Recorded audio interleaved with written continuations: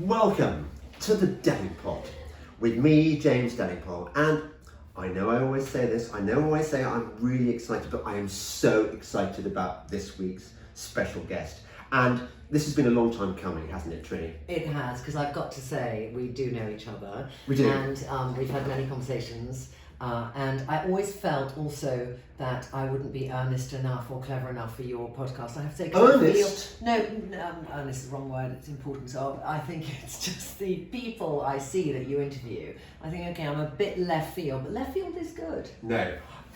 I tell you what the thing is about podcasts. There is a massive glut at the moment. Yeah. And there are lots of podcasts now in my area, even though I was one of the first, which go after the same guests. Mm-hmm. And so at the moment, for example, everyone's trying to capture David Starkey.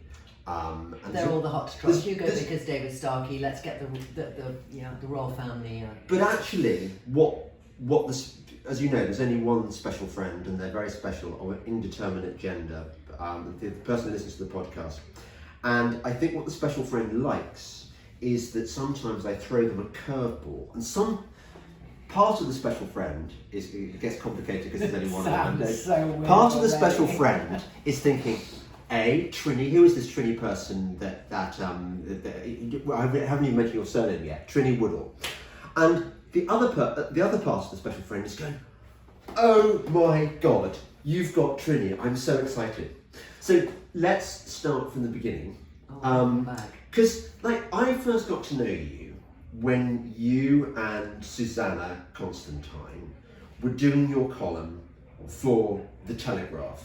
Yes. And that was the beginning, wasn't it, when you invented yourself as this couple who talked about women's bums and tits in a kind of very frank way, and you started doing makeup. Was that how it all began? I think probably that's how my public introduction to the public began, because the column was at the time a little bit different. We said what was great, we said what was terrible, and I think there weren't so many people out there perhaps saying, dear Mr. Lagerfeld, why do you make a brooch in plastic for Chanel and charge £1,000? We kind of wanted to challenge a few things, and at the time, because this is 1997 or 96 even, you were, as a woman, when you were looking for clothing and you were in between expensive or cheap, there was really nowhere to go. So cheap, I don't mean cheap, I mean classic, slightly dull, and then it was where your mum took you shopping, M&S. My mum took me to M&S shopping, for anything that wasn't school uniform. So there wasn't lovely, exciting things. And then slowly you got Benetton and Cookai. This is like many years ago. Yeah. But then they would make them up for Vogue, and they'd never make that thing in real life. So you'd read Vogue and you think, oh, that's lovely, and it's from a high street store. You try and find it in the high street store, it wasn't there, because they were never going to production. They just want to get their name in Vogue. So as a consumer, I think I was always not about fashion and style. I was about the consumer and style. I was about, I really love it, I'm inspired by it, where can I get it now? So it was, in that regard, different, because it was saying, we went this week in the high street, we found these things, we tried them on ourselves. Susannah is curvy, and with boobs I'm flat-chested and pear-shaped, and this is what we think. And we found one for you that's expensive, that's mid-range, and that's really inexpensive. And I think that probably was a first. So for a few women, and then it grew that, and your lovely wife was our editor as well. So she had to probably rewrite a lot of the copy. But it opened the doors for real things for real women that were available, and then from that we did TV, and then things grew and we did books, etc. Yeah. You were lucky in a way, or maybe it was totally your influence. Luck. It was so lucky. But you rode a wave which led to the transformation of the high street. Because I remember back in the day, look, we're now in the King's Road, or just off the King's Road. This was my stomping ground when I first moved to London. Me too. And Chelsea was so different then, wasn't it? Very. I mean, Chelsea then, when I had grown up outside of England, but we had a flat, my family, off Sloane Square. So from 16, I came back to England. I'd been at boarding school all my life, but I'd been living abroad. So I remember going down the King's Road in the late 70s, and it was, you had punks one end, you had Malcolm McLaren and Vivienne Westwood at World's End, you had the Red Cross charity shop on Old Church Street. I'm trying to think of my stopping off points. You had Blushes Cafe, you had Pucci's Pizzeria in Oakley Street, Are these all still there, by the way? Some of them are still there. I don't think Poochie's is still there. I think it's now Gale's Bakery or something like that. Right. Or the Ivy, probably. I don't know what it is. Yeah. But there was, it was very much independent, quirky shops.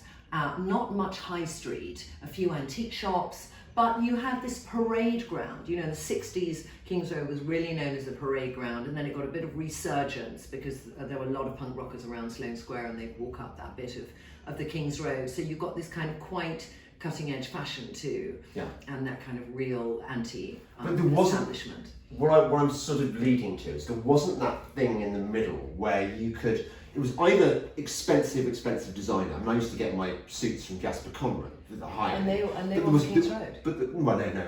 Up the road. I mean, by the he had this place by the Michelin, yes, yeah. So not so far away. No. But there was either the high end or there was the bottom. But there wasn't that thing where you can go to Zara now or all those shops where you can get versions of posh stuff, but really cheaply. Yeah, there wasn't. That didn't exist. Yeah. So then you had your TV thing, and what happened to that? Why did that stop? It started in 2000, and then I always see that careers go in 10-year cycles. Right. And then we have an epiphany, or we're rejected, and we have to kind of start over. Right. So I kind of felt the column was a 7-year column, and that went into us writing books, and then we did telly and started in 2000, and in 2010 we were no longer doing things in the UK. We kind of had this on BBC Two, then our audience got too big for BBC Two after 2 years, so we went to BBC One. We did that for 3 years, and then the BBC wouldn't let us do any commercial deals whatsoever. So we were paid okay, but it's like we had a couple of commercial deals and they said, no, you can't promote coffee. So our agent said, look, ITV have asked for you for 3 years, let's go there, and then it allows you actually to control your own destiny and to do things, and also if you want to do a commercial deal, do it. Yeah. So we then moved and we did 3 or 4 years with ITV, and in that 4th year, ITV wanted us to do more ITV type things, and the Great British Body was a show we did with them, and I couldn't bear that show. A bit tacky. So it was just a little too obvious. I loved a journey with a woman to transform her and give her confidence. That's my favourite thing. But when that was all going tits up in the UK, and really there was then Gok Wan and all these other people who were coming into that space who were exciting and fun and different, and being commissioned on English TV shows. We took a tiny show we'd done because we had a magic knicker company that was out of Belgium, and the Belgians said, look, will you make a TV show in Belgium to support the knicker company? And as we were like suddenly going from, flavour of the month to nothing, you take what's offered totally, and you kind of have a mortgage, you have kids, you have, so we were both kind of main breadwinners in our family. So it was okay, let's go to Belgium, make this show. So we did it. And they took that tiny show to MIPCOM, which is the TV conference in Cannes. And then our agent called us up and said they want the show in 16 or 10 countries. And I thought they just want to buy the format. But they said, no, they want you to go and make those shows.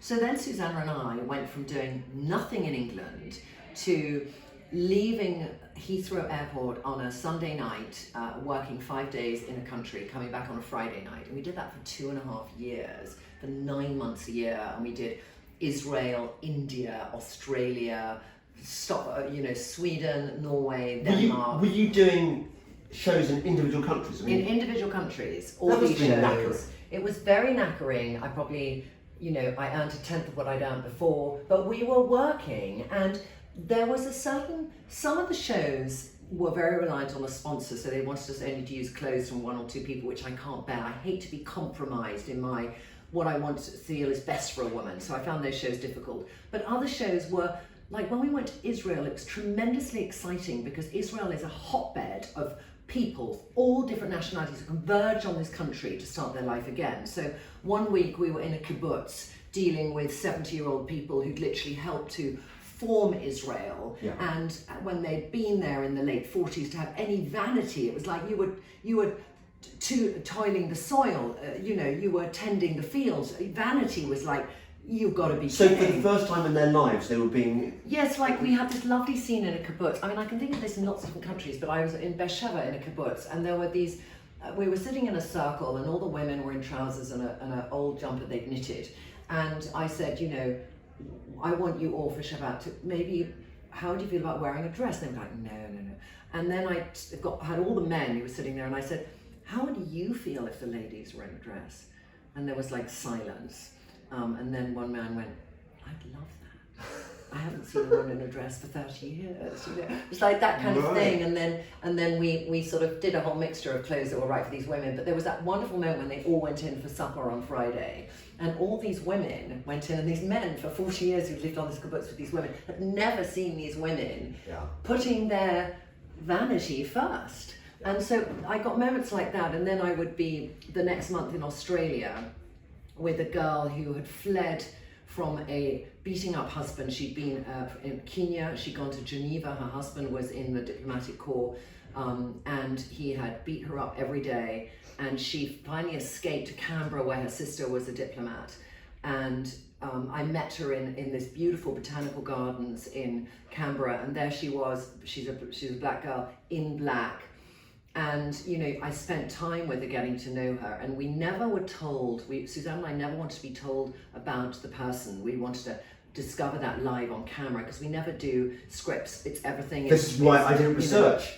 Because actually I want to find out this shit from... Live. Yeah. Exactly, and that was kind of, that's so important. Which is I'm lazy, by the way. No, there's something to be said for that too. But, so I remember with this woman, and she, you know, there was a moment when she was just saying about her journey, and then she took off all her clothes, and her whole back was covered in whips. You know, she'd been whipped for like 5 years, and it was just, you know, there's women I met all around the world who had either been on an unbelievably traumatic journey, and they were ready emotionally to then show themselves to the world. So, you know, for her, it was about, she had never worn colour since she'd met that man. And when I met her, she was still wearing black. And her thing to wear colour was a very symbolic thing for her to say, I put it behind me now. I have my life in Australia. I'm ready to move forward. So that was quite a big, you know, those things stay with you. Yeah. And so it taught me so much, those 3 years, because I made over thousands of women. I also knew that it didn't matter what country you were in, there were issues emotionally that were similar issues for women, and the confidence they might feel or not feel to be actually decide to want to be a different kind of woman.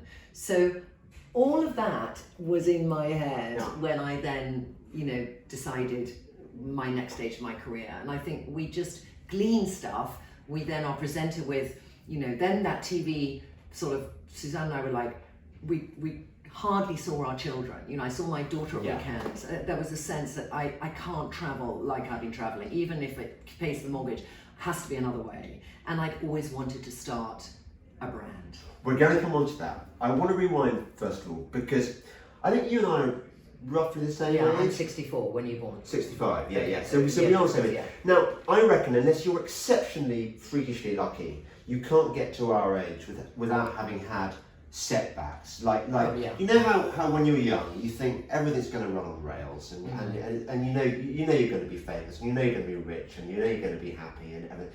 And actually life doesn't let you have all those things without a real fight. Yeah. And I've certainly had this, but I don't know, one day I might even talk about it. But I was thinking that moment where you and Trinny were you and Susannah were this massive thing. You were the face of women's fashion on TV, weren't you? Really, everyone knew who you were. Yeah. And then suddenly you went out of fashion. Yeah.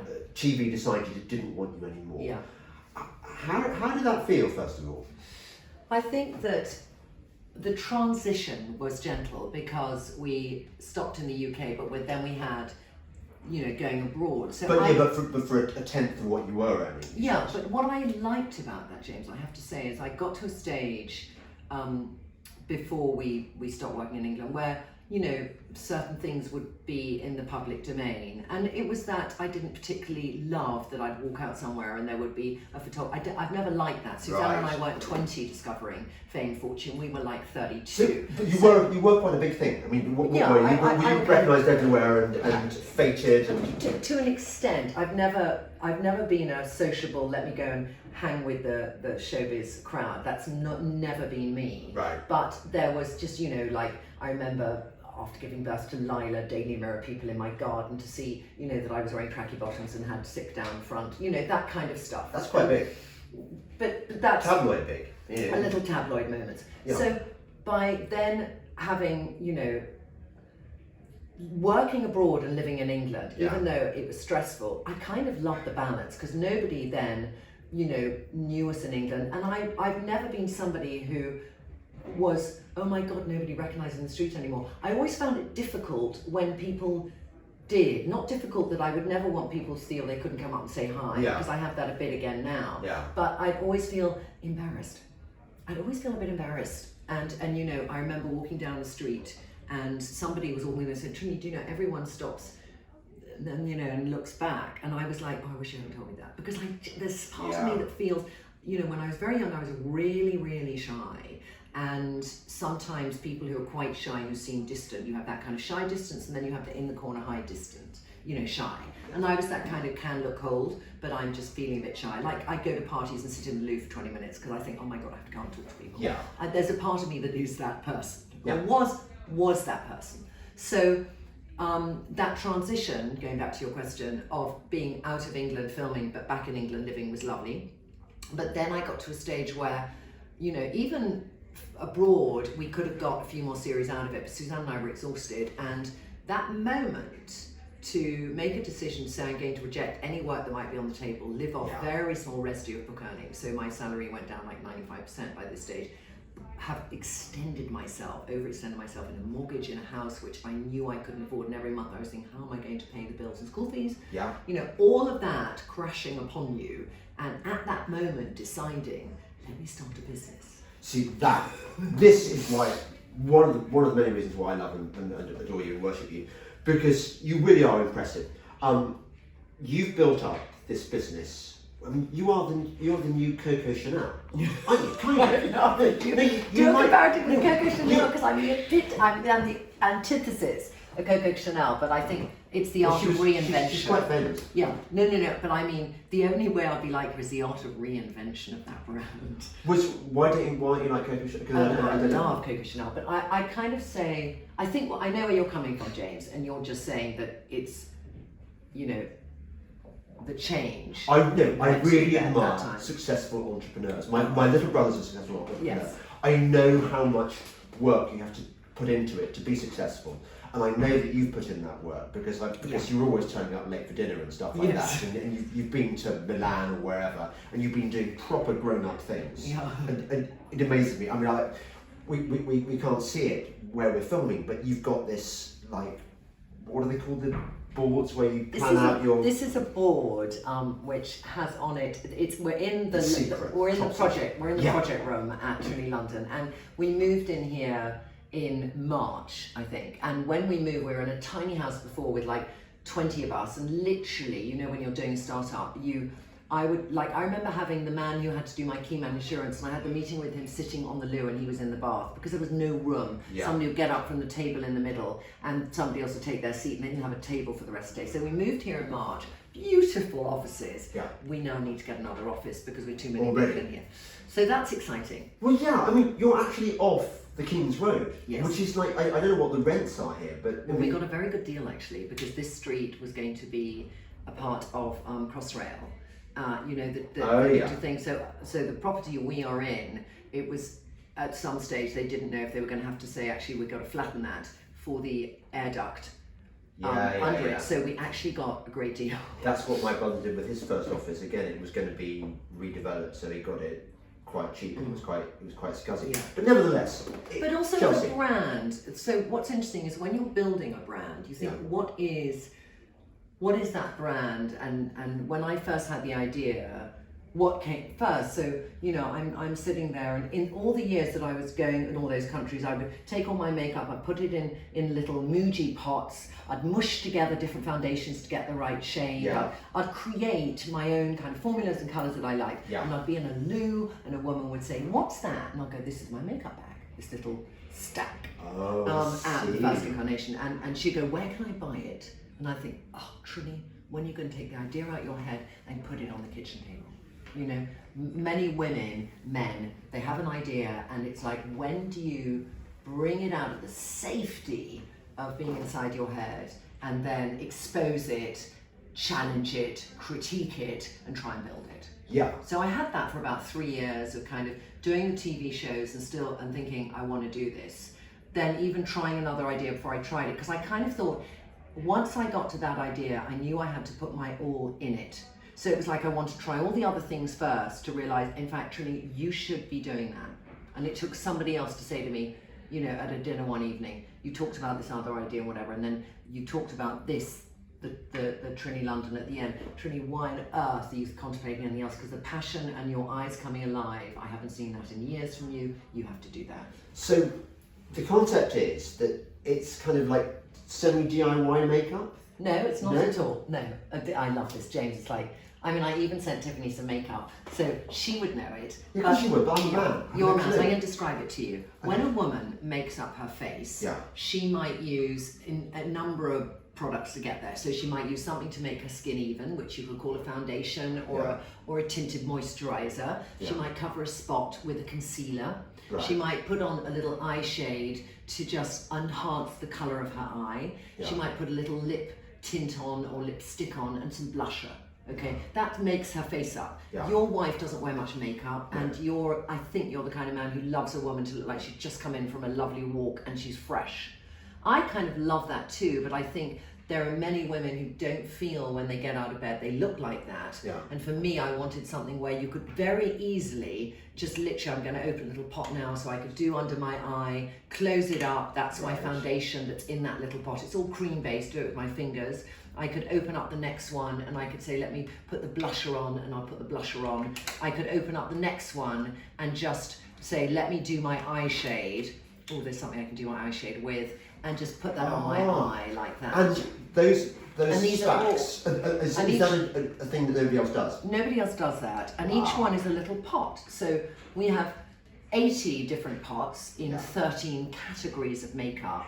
And women, you know, buy that, build their stack, and then have their makeup in their hand instead of in a big handbag. Yeah. So that's one part of it. It's really good. It's a really good idea. So, I mean, you know it's a good idea, but I'm impressed. It's simple. Okay. But then, so I kind of, that was my original idea. Yeah. Right, that's my idea.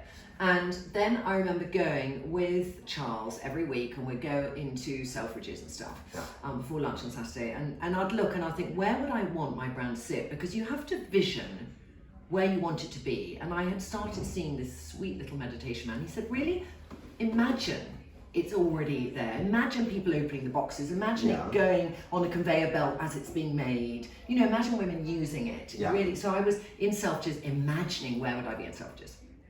And I kept thinking, yes, I could be there, but am I that? You know, do I want to be that? There's something about where we're at today in terms of how we buy and decisions we make compared to when all those brands started. And I made that decision, and I thought, I want to be online. So if I want to be online and I want to be direct to consumer, how do I get a woman who might not be, let's say I think my average customer is like 35 to 50, 60. That's my kind of customer. I mean, my customer stretches actually from sort of 18 to 80. Right. But let's say that's the meat of the primary audience. Yeah. Then, you know, she's really still shops. You know, her daughter does a lot of stuff online and will go out with her girlfriends, you know, to kind of Urban Decay or whatever they might do. But she shops, she goes to Peter Jones and she goes to Bobbi Brown and she tries a foundation. There's a lot of frustration when she goes there because she might see 98 foundations and think, which texture should I buy? She might see 200 lipsticks at MAC and think, what colour am I? Yeah. You know, and she might not trust the girl behind the counter who she can't identify with to say, actually, you suit this, because she might not like the look of how that person is to be able to advise her. So I knew from those 3,000 women I made over, all the issues they found about buying makeup. So then I thought, okay, can I try and find a system online where you can go in and say, this is me, and we say, this is the makeup you suit. So it's not just this is your makeup, it's like, this is what you, with your skin, hair and eye combination, this is what you suit. Yeah. So to do that, I started getting women in the bathroom with Shasha, who's our makeup artist, Trinny London. And we started making over women. And whenever we made them over, we had a chart of our 70 products. Yeah. And we put in which ones they suited and didn't suit. And so that process was about 500 or 700 women that were made over, and we said, where do they fit? So from that, we created an algorithm, and we did some data learning, and we said, okay, where are the clusters? So if you are a blonde hair with an olive skin and a brown eye, you suit these colors, and this woman suits these, and you start to build up little clusters, communities in your algorithm that give you a sense that you can then do a front end little thing. And how can you make that so simple so a woman finds it easy to navigate? So you go in and you say, what's your eye color? Every woman knows your eye color. Okay, put in your eye color. What's your hair color? And we show you colors of hair, put it in. What's your skin color? It's like sitting at the hairdresser and saying, I want this done, and it's very subjective. You know, how we describe something is sometimes very different from somebody else. So it's finding, we had women doing videos saying, I have this skin. This means when I go in the sun, I'll burn after 10 minutes. It means that I can easily get pinkness on my neck. So we told some things that we felt this is really a characteristic of this skin, so it's easy. So then she's chosen her skin, hair and eye, and then we go, and then she pressed the button that matched me, and then we go, hi, Mary, you suit 40 of our 80 products. And now if you want to, you can build a stack or you can buy them individually. So we then started when we launched, my big thing was, will they do match to me? Will they want to go and see it in a shop? So we launched, and because I chatted on social and I sort of built up this like social media thing, many women who'd never, ever bought makeup online before trusted it. And trust is a huge thing. Trust is the biggest thing online. So, I imagine there were doubters. Oh yes. I mean, because raising money is never easy, is it? Raising money is incredibly difficult. Why are people saying? Because I remember one stage where you were trying to raise money, I was thinking, God, if I had 100 grand spare, I would so put it in there. It's so bloody obvious that it's going to work, but it's not like that, is it? Out in the fundraising world, everyone's spending their money on crap instead. No, they're not necessarily spending their money on crap. They're spending their money on trends they see in the market that they feel, I want to be the next Uber. I want to be the next this. So they should have looked at you. Come on. I mean, you had so much hinterland and. I did, but I think when I first went out in my first fundraise. It took me a long time to get to an investor who then understood the proposition. And before that, I went to investors who were too tech. So I would go to people like Balderton and the guy, I can't remember his Frenchman, very nice Frenchman. He said, Trinny, I like it, but can you not separate out the technology and offer all the different companies and you make it a database to offer, people, I want a blusher, which is the best one, which is something I did actually in '99 as a first internet business, which was too early. Or can you take your product and sell it in a shop? But not the two together. Okay. And I was like, but the two together is what makes it unique. So please understand it. He went, no. So many, list. You call up friends of friends and friends, 6 degrees separation. Do you know somebody who knows somebody who knows somebody? So I tried angel investors, I tried, high net worths as well. And I got a few. They're types. High net worths fall into two categories. Some of them I knew and some I didn't. So high net worths for the audience are just individuals who invest themselves personally as opposed to an institution. So they can either have a financial advisor who suggests to them and they act as the kind of bodyguard to that person's money and they say, what you should invest in, or they're a kind of serial entrepreneur themselves and they like now to take some of the profits they made from their business and invest in other things. Okay. So those people would, some of them want to follow a little set of their friends and see what are they investing in because they don't necessarily have the confidence to make that investment themselves, so they'll go with the crowd. So it's like, oh no, it's all about, we're going to go into the Deliveroo equivalent now, we're going to go into fintech, we're not going to go into a product which could nearly be in a shop, we need to get as far away from that as possible if we're investing online. So there was a few of that.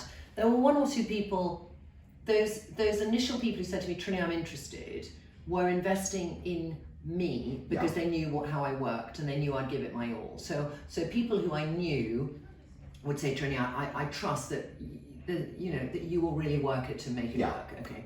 But they still were thing. And then I remember one day I went to see Unilever Ventures, which is a VC arm of Unilever. They invest totally separately. They don't buy businesses afterwards. They just want to see what's in the market, invest in interesting things.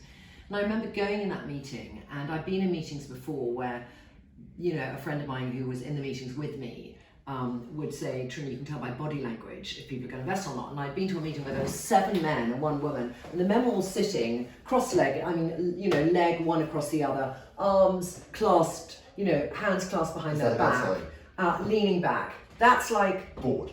No, that's like, this is not for me. And in this circle was one woman, Camilla, and she was like this. Because she got it. Because she was a woman. She's your species. You understand? Well, you species, my God, you're old-fashioned if you call it species, James. Please let me hit you on the head now for saying that word. Okay, so do it again. God, I'm going down a really bad route now. So I remember in that meeting thinking, I just need to get in front of more female investors who will get it. Yeah. And at Unilever, it was run by a man, Olivier, but there was a lovely woman there, Anna, who's actually now on my board, and another woman. And they were leaning forward, and I knew they were thinking, I would use this, I like this, and I invest in tech. And I remember leaving that meeting, and I knew they would email back and say, I'm interested to hear more. So that's Lila. So it's still a process. It was still a process. It wasn't like we left the meeting and they said, here's $1 million. Yeah. It was we left the meeting and they said, okay, can you now see our data analyst? We want to check your figures on this. There was a lot of that. Yeah. Which is what you need to do when you're making investments. But sorry, I'm just putting it on airplane mode. But then once they got it, then those other high net worths had an element of reassurance. Here was an institution investing in it, and then it happened. So that was fine. Second round, so we launch, we have nice figures, we've got growth. Second round, I remember we went out in like March and April, and our figures for March and April were not brilliant in terms of new customer growth. And that took us a while. We took till Christmas to get that investment. But by the time we got that investment at Christmas, there's a moment when you're starting a company where you're in so startup mode and you're thinking every day, my God, are enough people hearing about it? Are we growing right? Are we getting enough new customers? I was very excited that very quickly we shipped to 58 countries. I thought this is amazing, but also we had 50% new customers coming per month and 50% returning. And I realized actually after you follow something called cohorts, which is when somebody buys originally, when do they come back and buy again? How strong is your cohort data? Yes. That's a really important thing when you're looking and analysing a business, because you want to know, is there a high churn to your customer base? Or do they come back? And when they come back, how often do they come back and how many of them come back? And then at the same time, you want a lot of your old customers coming back. You want more new customers coming into it. So in 18 months' time, those are the old customers coming back, and it becomes the foundation stone of your building a business. So I would say we turned that around at Christmas, last Christmas. So now, we are at 6 times multiple from this time last year. So this is 6 times? 6 times. That's good growth, isn't it? This is great growth. So this now for me, I don't now have that panic of, oh my God, are we going to get there? Can we do another? I feel now for the first time, and I could just eat my own hat, but I feel I'm going to go, do another round, because I want to, when I raise money now, it's only for growth because we've broken even as a brand. And we broke even in under 2 years, which I felt great. That was very important. Really unusual. And that was an important thing to do. And there's a lot, but you say it's unusual, but then there's many investors still, it's getting technical, but I find it interesting. But there's many investors who want people who are just, I see a lot of online businesses which are far more fintech, but there's millions and millions and millions going into that business. They might not break even or make a profit for years. We can look at some very big household names that are not making profit, but they're growing a huge customer base. So a lot of people look at the big balloon at the end, And for me, I knew that the business I want to grow, the traditional elements of what I want to grow around my business were that we should be self-sufficient within a period of time, so that we have this old-fashioned approach in a weird way to main tech investments that we want. We feel really good we broke even, because all the money we raise now, we want to be entirely for aggressive growth, but we know if we didn't have it, we wouldn't go under tomorrow. We're a business. That's what I know I want in my heart. It's not what every investor wants. That is really exciting. Now that the world's your lobster, now that you could be massive. Imagine that you are the new Khloe Kardashian, let's say. That means you're going to be worth $1 billion. You're going to be a billionaire, maybe. How would you? Is that going to change your behaviour? I'll tell you what's really interesting when you say that, because I had from some sweet person, they gave me all the figures of Kylie. Oh, it was Kylie, not Chloe. So Kylie Cosmetics. My ignorance. And I looked at it and I thought, because there's a deal on the table that somebody's like, I can't, but I became aware of some really interesting information, and I was reading it and thinking, oh my God, you know, she has 178 million followers on Instagram, and they look at a lot of the value of her business against her following, which is the way now that businesses do that comparable. And I also know in that brand, it's profoundly successful and it's got revenues of 400 million a year. And will it be here in 10 years? I don't know. Okay, I don't know. So do I want to be Kylie or do I want to be Estee Lauder? I want to be Estee Lauder. I want to be Estee Lauder. James. Or Ralph Lauren. Have you seen that documentary? I saw that documentary, yes. I mean, I thought it was going to be awful because it was made by Graydon Carter. I think it's going to be a vanity project. Yeah. But what an extraordinary man. Yeah. I just really admired him. Yeah. All the more, they made a deal about him being Ralph Lifshitz or whatever. You know, he's an ordinary Jewish guy. But that is what makes his story 10 times more exciting, because he's become this kind of wasp icon. Yes. And so many clever things. Because as you're talking about your business, I was thinking, although it is online, but actually, when I came in, the first thing I saw were all these people going into your makeup, pop-up here, pop-up. Yeah, we have a studio here. And actually, you'd be doing a disservice to the nation if you didn't have little pop-up places. Oh, that is crucial, because there's always a woman who I talk to every day on social who will never be able to go online and buy, and I don't want her to not be able to have access to us. So we have Fenwick in Bond Street and Newcastle and Brent Cross, and we have our pop-up here. But with all of them, you can walk in, us you walk in Tuesday, Sunday, but you can go online, because I like this connection. So you go onto Trinny London, you go to visit us, but you book an appointment, 45 minutes. So I want to treat you so differently if you come in store. I want you to have an experience. I don't want you to feel you pop up to a counter and nobody cares about you. So when you go into the Fenwick in Bond Street, we're the busiest stand there, because there's so many women as well who are already in the chair because they booked online. So if you come in as a customer to Fenwick, you're thinking, why is that stand so busy? Yeah. You know, so I wanted always to create that atmosphere in store. That it's like you think, what is that it's so different? Buzz, like a pop-up thing, like what's it called, Supreme. Supreme. I queued for 2 hours in Paris for Lila to go into bloody Supreme. I said, we'll go to the Picasso Museum. You know, if you want to go Supreme, you're going to come with me to the museum. The kids have it so much easier now, though. We never had pop-ups like Supreme we had to make our own entertainment back in the day. That's all right. So, if you've got unlimited resources, which I believe you will do one day, what is your kind of killer luxury going to be? I would say that at the moment I don't own a house, because I had to sell my house because I needed to kill my overheads because I was starting the business and I was paying myself a very small salary, and I needed to be able to pay Lila's school fees, do all the stuff I need to do. So I then sold quite a few of my clothes, raised some money, kept me going until the fundraise. So I would love to own a house. Yes. Okay, it's a really simple thing. I live with my partner and share his home with him and his daughter and Lila and Phoebe's husband. And I would just love to have my own property. Not that I want to stay in it, but just to own a house. It's the simplest thing, but it's something that my parents, before they died, had to sell their property to have money to live. So they, you know, and I saw what that did to a couple in their 70s. You know, it's very, very unsettling. And, you know, in France, that would be very different, because in France, a very large proportion of people rent and don't own a property. In England, it's much harder here to own a property because it's so much harder to get on the property ladder. So to me, it's still, as an old-fashioned person, it's a symbol that I've done okay if I own my own property without a mortgage. I'm totally with you. Right. I mean, we have the same problem, as you know, that we don't own a property. And I can't tell, of all the things that eats me up and haunts me in my life, I would say that is the number But one. should it? You see, having this conversation. We're English. We're English, yes. But if we.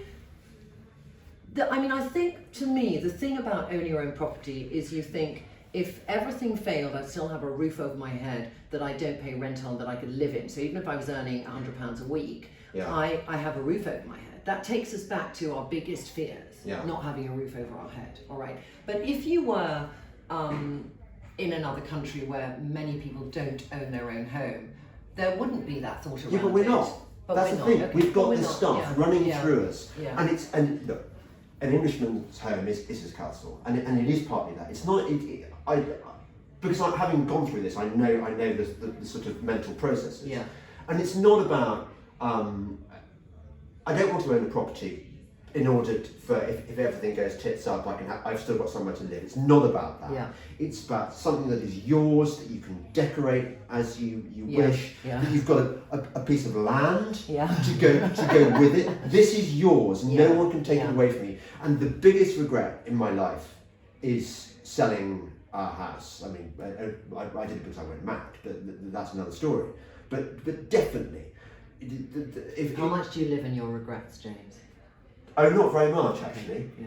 No, really not very much. Good. Because I think it's like I think the thing, you know what the thing I've learned most from Charles is to live in the now. Yeah. It's a really interesting thing to live in the now.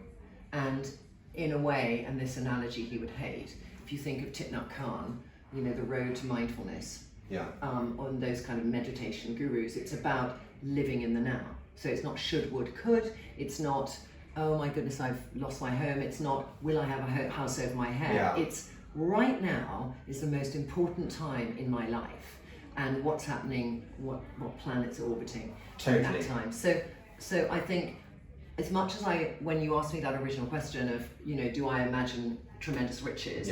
I kind of think, well, I would love to own a home. And I would love to feel that I don't have to rely on anyone else in my old age, because my mother has got to a stage where she is relying on my brother, sister and I.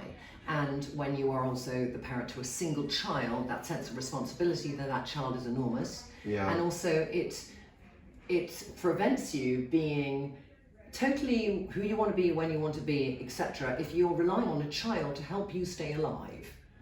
Okay, these are just sort of, so when I think about things like that, I just want to be independent in thought and in finances, so that I never have to have that sense that I'm a burden to somebody or they're a burden to me, or vice versa. And that I'm in control. I think that you're lucky there. One of the things I envy you about being an entrepreneur, and because my brother has the same thing, is that you do live in the now. Because you're constantly, you're firefighting. Yes, you are. Whereas I'm. You say, do I dwell on the past? Not really. I don't sit there feeling sorry for myself. I am slightly of the jam tomorrow mindset. So I'm always thinking of, like for example, I'm always thinking about the moment when I can. I shouldn't say this on tape because I'll get found out. But I always think about the moment when I can afford my own hunter. And possibly to pay a groom to look after my hunter, and then it's like a man in London saying, when I can afford the Tesla. Okay. Yeah, I'd never get a Tesla. No, but I'm just saying, for the man in London who wants the Tesla. Yeah. I'm just going to give that as your safe out analogy. Yeah, but there's an ulterior motive about wanting a hunter. Yeah. Which is that Tiffany's banned me from hunting because of my bad accident. Yes. And I was thinking, if I've got my own hunter, it kind of would seem wrong not to. Then you're really going down this. Yeah, I am. Yeah, but that's I'm not saying I'm not flawed, but that's how I think. But one thing I hope I picked up from talking to you about this is that actually what I really need to do is getting my act together with projects that will enable me to get the hunter, thinking about those, like growing my What's my more important, the podcasting. hunter or the down payment for the property fund? Oh, the property is more important. But the property is well, because that's not just for me. It's for my wife, and family and stuff. So obviously that has to come first. but I do think I deserve a hunter, and I'm not even going to take you on this journey. because no, I have a special bond with horses. You talking about living in the Do you now? not then want to be the groom for somebody else who has a hunter and you can bond No, with no, horses? no, because I like the I like just saying, I like horses. every week. One of the things I do almost religiously. I go riding once a week, and I sort of barge things out of my schedule to make space for this thing. So that's my living in the now thing. So I know it makes me happy, and I know that the horses like being with me because I have a sort of special horse whispery skill which I never knew I had. Fantastic. That's a weird thing actually, because I didn't grow up with horses. I'm not from a horsey family, and I like that relationship you have with the horse. So that's my living in the now. So no one's taking that away from me, but I'd like to take it on to the next stage. So just before we finish, because tell me how low you went. And I mean, you say you sold your house. Yeah. How desperate were things before you kind of it all got better? I before I rented out my house, because I lived in it, then I was really thinking, how can I pay next month's bills?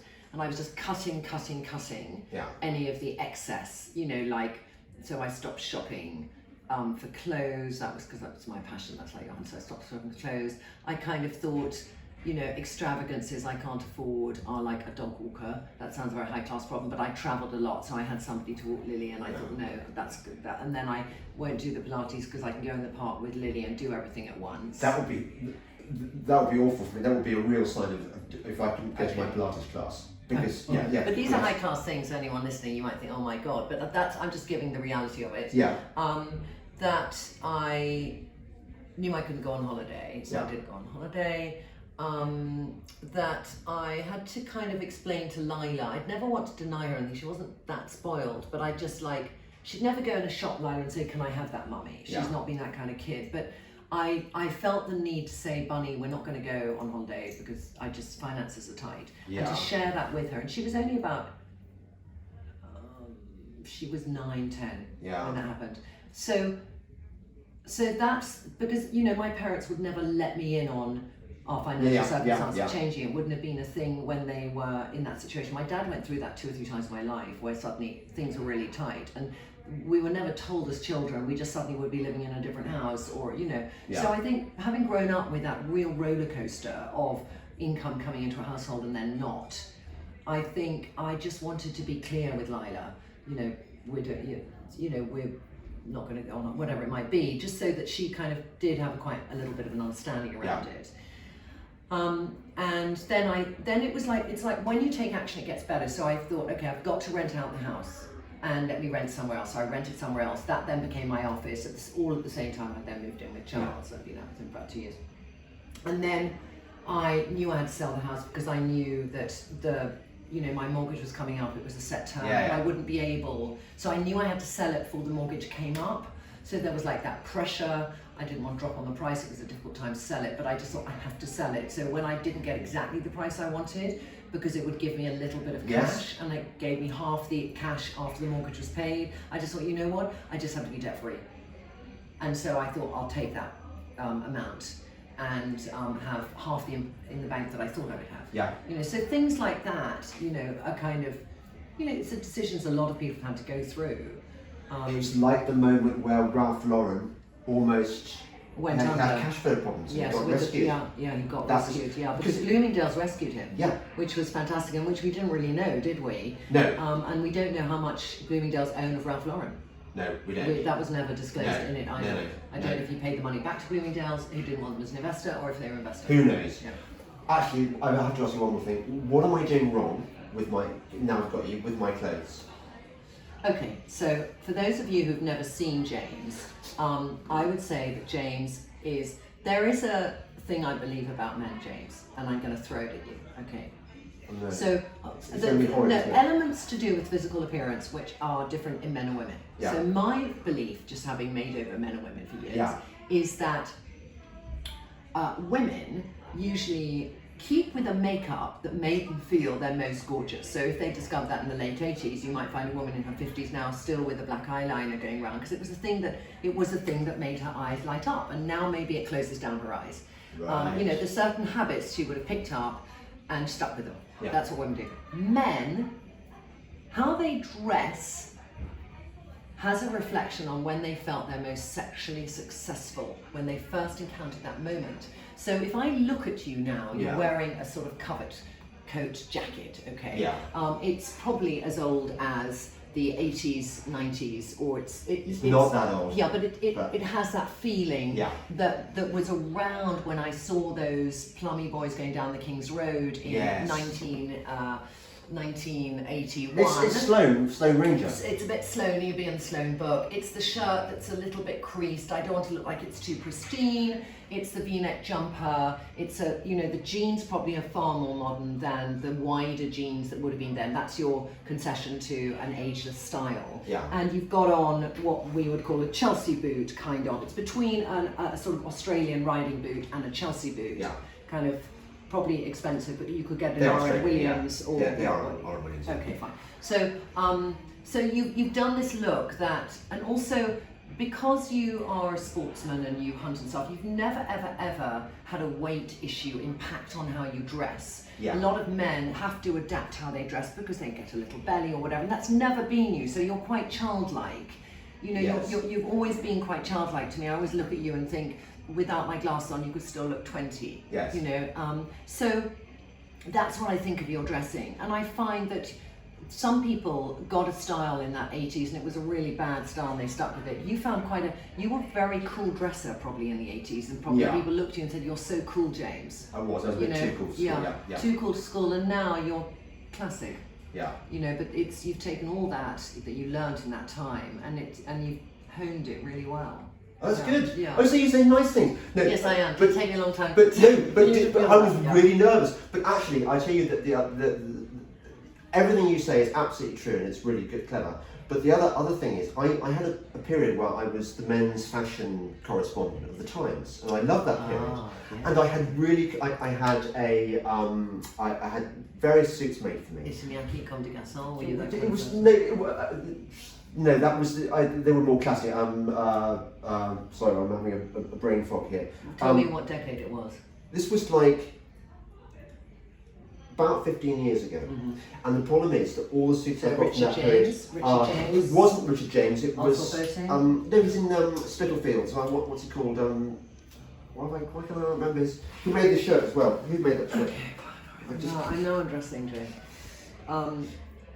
Timothy Everett. Timothy Everett, yeah. Yes. Timothy Everett. I love Timothy Everett. I don't know why I forgot his name. Yeah. Anyway, all the suits from that I've got from that period, they're not that slim fitted, not the Eddie Slimane look that became fashionable. Transformed suits. Yeah. So I go around looking like an old man, and this hacking jacket is the only thing I've got which is narrow, not dated and not. Yeah. Okay. That's the other thing. So after the House and the Hunter, I'm going to get some of those slim. Hedy Slimane. Yeah, that kind of. I mean, I think one needs those, doesn't one, in one's wardrobe as a chap. Yeah. If you haven't got the gut, which I haven't. We can end there, can't we? Savage. Go and see Savage. Tell me about Savage before we. He's Savage or Savage, but he makes the most beautiful silhouette for a man, and I think he's off Savile Row. Okay. Look him up. Yeah. Well, you've got me sorted. Thank you, Trinny. That was really great, and I love being upgraded for my terrible sex tattoo. Somebody's got to fight for the old ways, Trinny. James, I know where you're coming from. Thank you. Good. You're listening to the Delingpod with me, James Delingpole, and my very special guest, Trinny Woodall, Trinny London. Buy your makeup from there if you're a girl. Probably not if you're a man, unless you're. We 10% of our customers are men.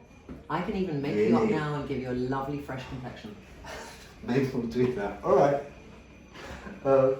Let's